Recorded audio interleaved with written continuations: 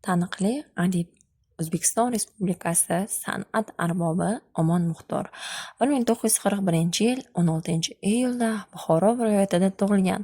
O'zbek adabiyotini rivojlantirishdagi xizmatlari uchun turli davlat mukofotlari bilan taqdirlangan.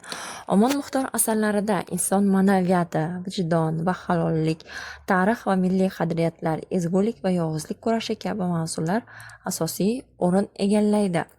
Uning mashhur asarlaridan biri Egilgan bosh romani 1000 yil oldingi davrdan bu kungacha xalqning bosib o'tgan murakkab hayot yo'li aks ettirilgan. Yozuvchi rangin bo'yoqlarda betakror, tarixiy va hayotiy manzaralar chizadi. Ezgulik va yovuzlik jangi mazkur roman mag'zini tashkil etadi. Asar yakunida muallif inson har qanday og'ir vaziyatda ham vijdonini yo'qotmasligi, haqiqat va adolat yo'lidan chekinmasligi kerakligini ta'kidlaydi.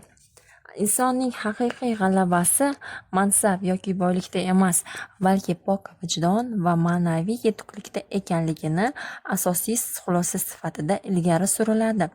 Omon Muxtorning mazkur asari sizda qiziqish uyg'otgan bo'lsa, Yangiyo'l shahar axborot kutubxona markaziga tashrif buyuring.